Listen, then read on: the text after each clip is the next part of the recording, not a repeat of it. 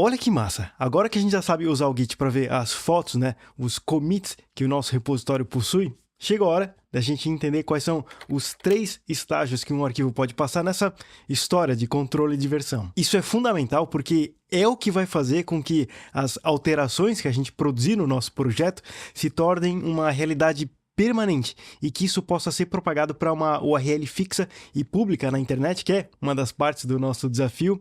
Fora que é uma habilidade fundamental quando a gente está num ambiente profissional e que envolve mais pessoas trabalhando ao mesmo tempo. Então vamos lá. O primeiro degrau, ou estágio que um arquivo pode passar, é o de modified, ou modificado.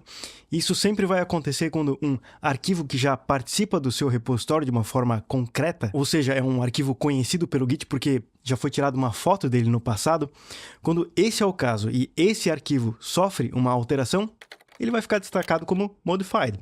Modificado. Mas nem todos os arquivos que você mexeu ou alterou enquanto você estava, por exemplo, sei lá, cavucando por um bug, você quer fazer o commit, né, se comprometer com essas alterações. Às vezes você revira o repositório e deixa ele de cabeça para baixo para perceber que o ajuste precisava ser feito só numa linha de um arquivo. E apesar de toda a bagunça feita ao redor desse arquivo, você quer se comprometer só com a alteração feita nele, né? E não no resto. E isso faz a gente ir para o próximo estágio, que são os arquivos staged, que estão numa área de preparo, onde você informa para o Git que, apesar de tudo que foi modificado no repositório, você quer só considerar isso aqui, colocar esse arquivo em cima do palco para quando chegar a hora de tirar a foto, né? De fazer, de fato, o commit, e o resto deixa lá nos bastidores por enquanto. E agora que a gente tem um arquivo modificado ali no palco, chegou a hora da gente se comprometer com essa versão e realizar o commit. E isso faz concluir a escada de estágios que um arquivo pode passar, que é infinita, na verdade, né? Porque daí, logo em seguida, tem mais um degrau com arquivos modificados, com novas alterações, e depois eles vão ser selecionados para a área de staging, e aí vem um commit de fato, e aí por aí vai. Então, é muito importante a gente acompanhar o status do que está acontecendo no nosso repositório. E é exatamente isso que a gente vai fazer agora, né? Como que está o status do nosso clone depois de tudo que a gente fez nas aulas passadas. Isso porque, na visão do Git, a única coisa que ele tem é esse commit aqui, onde foi adicionado o readme. Tanto que se eu digitar git log de novo, mas adicionar a opção --stat, retorna de forma resumida o que já foi mostrado lá no GitHub. Em especial, a adição de 2 linhas que compõem o arquivo readme. Isso é o que o Git tem na memória dele, né, no banco de dados dele, lá dentro do diretório.git, porque o que a gente fez fora dele, né, no diretório, na pasta que a gente está trabalhando, a situação está bem diferente. E para comparar o status do que tem lá dentro do .git com o status do que tem aqui fora, é bem simples. Basta a gente digitar git status e ao apertar o enter, o Git vai comparar tudo que tem de diferente desde o último commit. Onde o mais importante para agora é notar que existem arquivos num estágio de untracked, ou seja, esses arquivos aqui não estão alterados, não estão staged e também não estão committed. Então, pera. Não tem só 3 estágios que um arquivo pode passar. Tem 4, o estágio de untracked ou não rastreado. Isso significa que eu menti para vocês? Sim, assim, sim e não. Pelo menos não na visão do Git, porque um arquivo que não está sendo rastreado, acompanhado pelo Git, que nunca entrou num commit pro Git, esse arquivo não existe. E no limite, não importa. Não é só porque é um arquivo que brotou na nossa pasta de trabalho quer dizer que é algo que a gente quer se preocupar e muito menos se comprometer com ele. Pega como exemplo esse diretório .next aqui. Quem criou ele foi o framework Next para guardar cache e configurações de várias coisas que formam de fato o servidor web. Tanto que se eu abrir esse diretório, tem um monte de loucura aqui que a gente não vai usar diretamente e nem encostar. Então, se é o Next quem fica gerando esses arquivos para o controle e funcionamento dele, para fazer cache e outras coisas, assim, recurso legal, mas eu não quero trazer isso para dentro do meu repositório. Eu não quero ir acompanhando as modificações disso, porque eu tenho os arquivos originais, que é onde eu trabalho de fato, né? Fora que os conteúdos ali de dentro desse diretório, eles são dinâmicos e cada ambiente passa por um processo de build para gerar eles tudo de novo no final das contas. Por exemplo, antes da gente colocar o site em produção, o ato de build, que é o processo de pegar os arquivos originais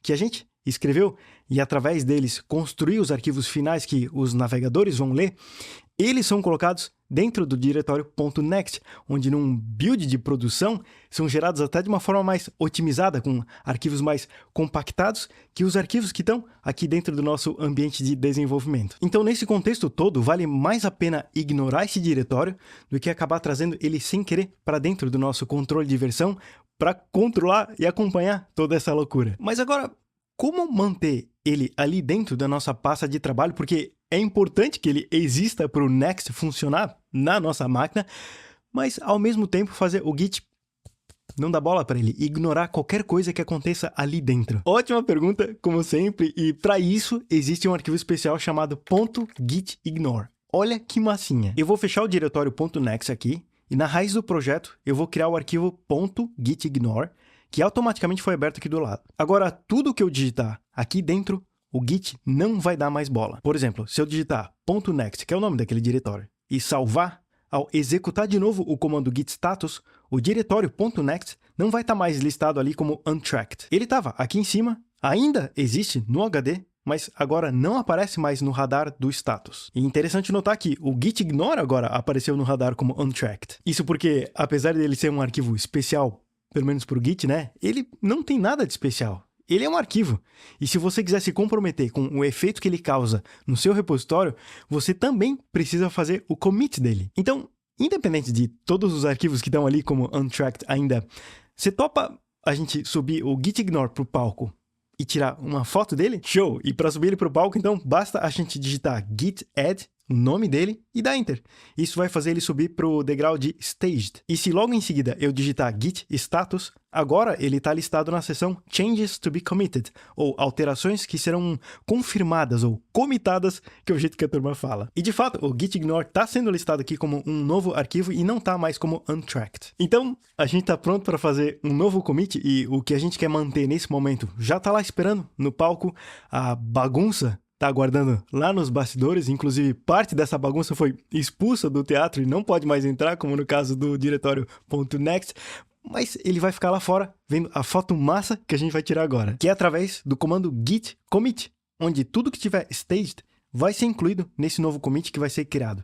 E ao apertar o Enter, vai ser aberta uma janela no seu editor para que você digite uma mensagem explicando o que esse commit faz. Na verdade, no CodeSpaces vai automaticamente abrir essa janela dentro do VS Code, mas por padrão, o Git está configurado para abrir em outro editor, no Vim. Tudo isso é configurável, mas nesse momento o importante não é nem tanto o editor em si, mas sim a mensagem que você vai colocar ali dentro, né? O título do seu commit. Então, ao digitar git commit e abrir essa tela cheia de texto aqui, não se assusta, tá? Nada disso aqui vai entrar como mensagem do seu commit. Tem uma observação nesse texto mesmo, falando que tudo que tiver com a cerquilha, né, ou hash, vai ser ignorado. Então, tudo que tiver aqui definitivamente vai ser ignorado e serve só como uma dica visual do que tinha sido retornado antes no comando git status. Dito isso, coloque aqui no início uma mensagem que você acredita representar o que esse commit faz, como essa, por exemplo. Mais para frente eu vou ensinar sobre os padrões que grande parte das pessoas adotam nessas horas, porque o mais importante agora é digitar algo e salvar. E com isso salvo, ao fechar essa aba, olha o que vai acontecer no terminal. Foi feito o commit de fato. Muito massa, e meus sinceros parabéns. E você já aprendeu a ver a lista dos commits existentes de um repositório e que agora deveria listar esse novo que a gente acabou de fazer. Então, ao digitar git log, retorna a lista agora com 2 commits, sendo que o mais novo que está sendo listado aqui em cima é o nosso commit. Fora que, se eu digitar git status, não deveria mais constar nenhum arquivo no palco, nenhum arquivo staged, porque agora ele está committed. E a gente volta para aquela escada infinita. Mas espera, eu acho que eu fiz uma besteira aqui. Eu esqueci de uma coisa. Tinha mais um diretório que eu queria ignorar, que é o Node Modules. Esse diretório também é gerado de forma automática. Ele guarda os módulos que a gente instalou pelo comando npm install, né? Tudo que é instalado acaba sendo instalado ali dentro, né? Fica tudo guardado ali. E não me importa muito como que isso está sendo feito, até porque, de certa forma, eu tenho o manifesto package.json que consegue recriar essas instalações do zero. Mas agora, o que eu faço? Dado que, pelo menos eu, já me comprometi, né? Eu já escrevi no histórico do Git a versão atual do .gitignore. Bom, eu posso alterar o arquivo gitignore e declarar lá dentro que eu quero também ignorar agora o diretório node modules, dar um stage nessa alteração e fazer um novo commit. correto? E correto, mas nessas horas tem uma outra coisa que eu vou sugerir você fazer que é meio que uma viagem no tempo, vamos dizer assim. É bem massinha e que eu vou mostrar isso na próxima aula. Então, marca essa daqui como concluída e eu te vejo lá.